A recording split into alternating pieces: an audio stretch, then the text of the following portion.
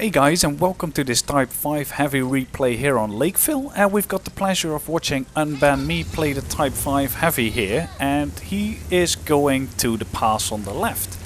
And the Type 5 heavy is one of the most balanced heavy tanks on tier 10 in this game, because Wargaming did the balancing, and aside from this thing having really thick armor all around, it nowadays also has an HE derp gun that has much higher damage on the premium ammo than it does on the standard HE. So it's basically just a pay to win gun. You pay more money and you do more damage. So yeah, it's really well balanced in that respect. And then you've got the armor profile. And Wargaming added weak spots to the Type 5. There's some weak spots scattered around, but those weak spots have got more flat armor than most same tier guns have penetration. So they're not really weak spots, because tier 8s can't pen any weak spots pretty much. Tier 9s, quite a bit of them will actually struggle to penetrate weak spots.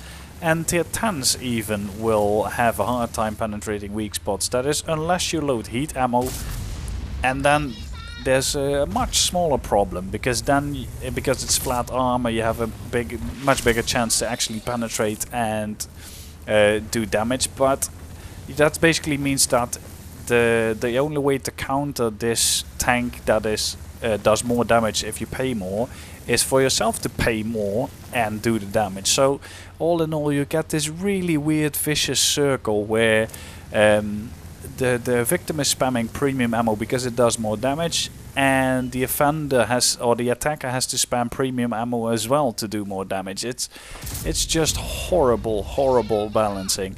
But the problem is, before that, the Type 5 and the Type 4 used to have AP guns. They weren't HE guns, and they weren't really popular. They still had really good armor, but because they were they had trouble occasionally penning targets, they weren't very popular. And Wargaming wants all their new tanks to be super popular and people to use free XP to rush the tiers as fast as possible. Because people weren't actually doing that, because there was just not much use doing that, they started to give these tanks, these high tier tanks, derp guns as well. And they basically just created a massive problem, because because of their greed, and they just want all the money in the world they can get.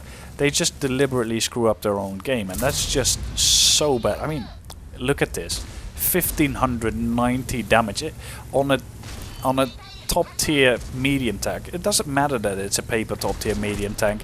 That guy pretty much lost all his HP in one shot for one little mistake.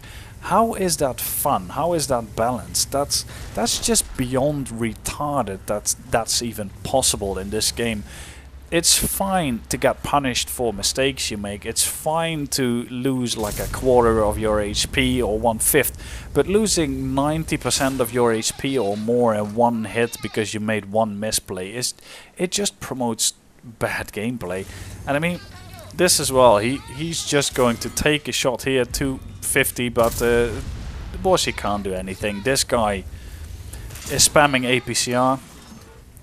He is damaging him in the side, so that is a good thing. But here do the bouncer start. So the enemy still has a bad shot around here, but he's a one-shot, so the bad shot probably won't take a lot of risk. And this tier 8 just has to spam premium. He has to lose a shit ton of money just because he can't pen it normally. And now this bad shot, he kills the bad shot because he's the biggest threat. T44 still needs to spam premium ammo to even be able to pen this tank, but now it's going to be pretty tricky for him to actually pen. And he gets shot for nearly 700 damage because this is an HE gun. I mean, how is this fun? I mean, yeah, it's great fun for UnBannMee to just shoot HE in people's faces and do damage regardless of their armor, and now the T44 apparently ran out of premium ammo because he's only shooting AP ammo. So how is this fun?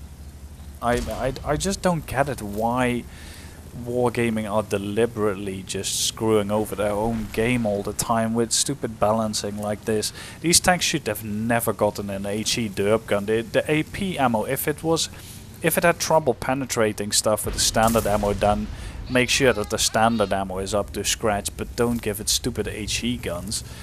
I mean, and as well, the last Clan Wars campaign was full of these abominations, and the problem with that is that all of them just shoot premium HE at each other, and it doesn't matter how much armor you've got.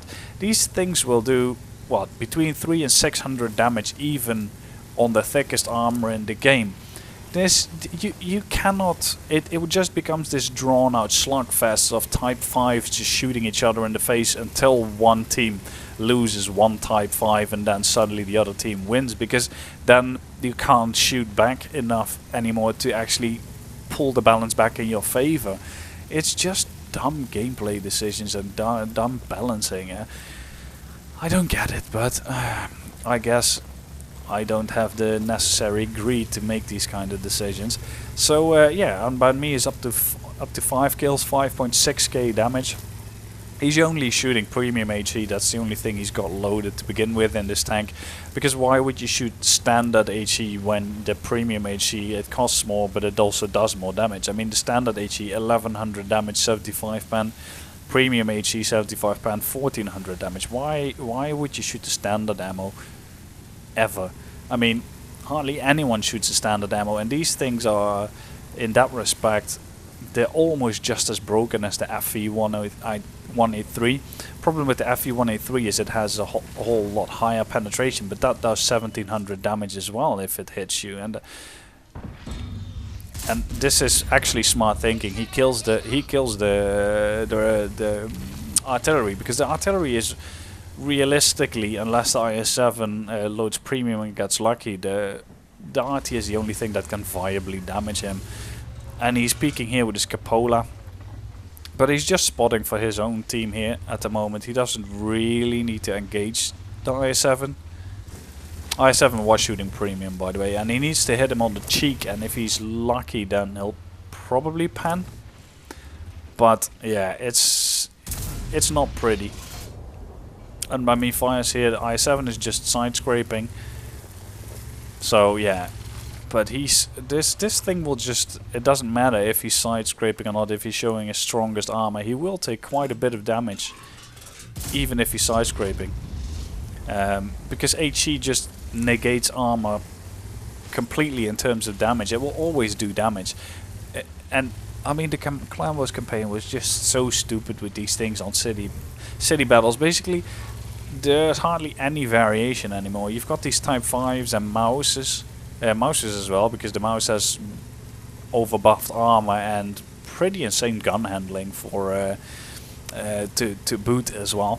So it's just these stupid heavy tanks just driving around and derping each other in the face all the time. And now, yeah, you get this drawn out fight. He actually pulls back. They've got the advantage here. So yeah, Scorpion G is actually flanking, and that's actually interesting how that Waffle Panzer didn't even spot the Scorpion. Well, he did spot the Scorpion now.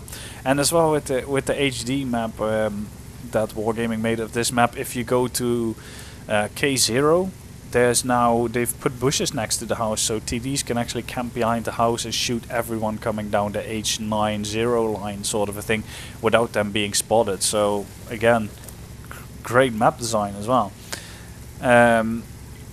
So yeah, now we've got a bit of a stalemate. There's a Geschützwagen Tiger next to UnBannMee, who's providing cover for him. But that Scorpion, we saw him actually drive back towards here, and the Scorpion isn't a really bad player either. I mean, he's got a at least a badge, so at least he's not stupid. So yeah, UnBannMee now parks his hull behind this little tank here, so he can try and hide this weak spot that isn't a weak spot, but you never know. The TD might actually, with his premium ammo, might be able to actually pen that if he gets a little bit lucky. So yeah, now UnBannMee is just sitting in the cap, and the I7 can load HE, but then the RT will just shoot him. So yeah, It's basically all the pressure is now on the i7 and the Scorpion to actually do something. And the only good thing about this tank actually for the victims is that it doesn't have max view range, so at least it's something. It won't outspot you, just like the Swedish TDs do in your light tank. But yeah, now it's just waiting to see what happens. See if the i7 wants to fight, see if the Scorpion G wants to fight. Scorpion G went to the middle. He was spotted by the friendly Arty. The other friendly Arty is just going to stand next to UnBannMee. That might not actually be the smartest thing. I mean, yeah, sure, you can cap, but there's still 4:40 left on the clock. So, but he is positioning himself relatively well behind the Type 4, so probably would go forward just a little bit. But doesn't seem like the i7 wants to fight. Oh, he does want to fight. Yeah. That's interesting though. And he gets killed for that. So, yeah. Nice match. Let's... No. Yeah, let's take a look at the results. Because it's over. They capped. Scorpion G was never seen again. So, yeah, let's take a look at the results. So here we go. Ace tanker, but also a Pescucci medal, a steel wall, obviously. It's a Type 5, a high caliber and a Top Gun. Not too shabby actually. 1337 base XP, lead base XP, 6.1k damage. Not really that surprising. This i7 had the right idea. He just was way too slow in his execution at the end. 14 shots fired, 10 hits, 10 pens, but yeah, it's HE, so he only missed, but he did damage on all the shots that he basically hit, obviously. 6.1k done, 3.7k blocked, only 245 assistance damage. Made a massive loss, of course, because he was only firing premium, even with a premium account. So you just do a ton of damage, you make a loss, but at least you enjoy yourself.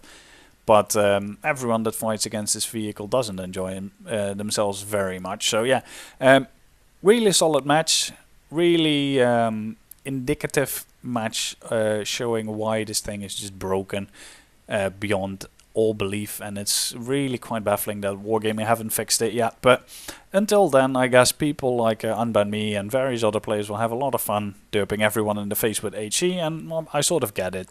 It's a bit schadenfreude, so to speak, but is it good for the game? No, not really. Is it fun for the player that drives the vehicle? Probably yes, but if it's not good for the game, it should go.